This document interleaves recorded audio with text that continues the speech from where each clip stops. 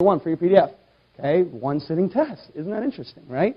So 1,200 words or less, or roughly around 1,200 words. Okay, you're going to give them a free PDF, and this is why I call it the one sitting test. And this is why I found PDFs on the first day work incredibly well. Okay, if I give you a 75-page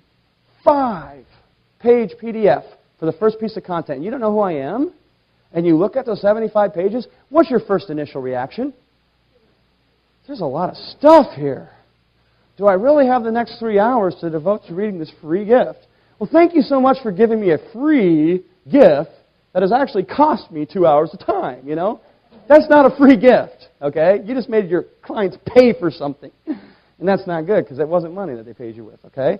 Now here's the one setting test. If I give you a PDF that's 5 pages long, it's only 1,200 words, you download it and you open it, you have no idea who I am, but you're interested in the topic, and you look at it initially, and it's pretty thin, what's your initial reaction?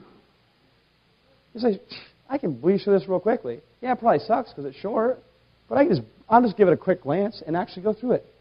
And then if you do it right, they start giving it a quick glance and like, well, this is kind of interesting. And they start reading it. And then 5 minutes later, they're done reading it. And they've read the whole thing. You know how important it is to get somebody to read the whole thing? Very important. But most marketers don't realize this or they don't understand it because they send you something that's incredibly long. I mean, who here? Okay, somebody name a big launch that just happened. Huh? Self-Made Wealth, okay? How many hours of video during the pre-launch did Evan have? Okay? Did anybody here watch every single minute of every single video?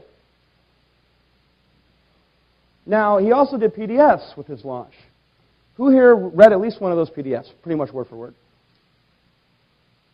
I did. I didn't even watch the videos. I just downloaded the PDF. I said, oh, it was kind of verbose because he loves to be verbose, you know. He wants to tell you the meaning and the time it was created and yada, yada, yada.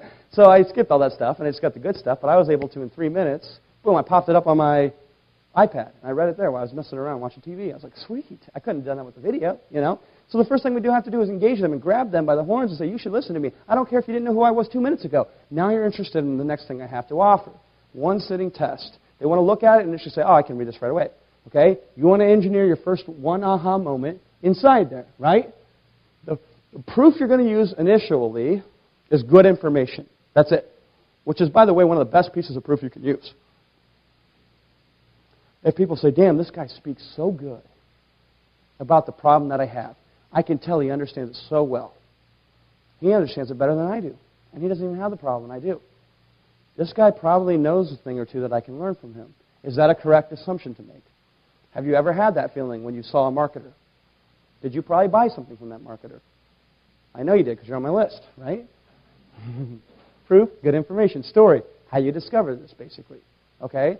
So the story is simply the beginning part of, hey, this is how I discovered what I'm going to share with you. Right? Now the scarcity is extra bonus for feedback. Because you're going to use scarcity in every piece of content.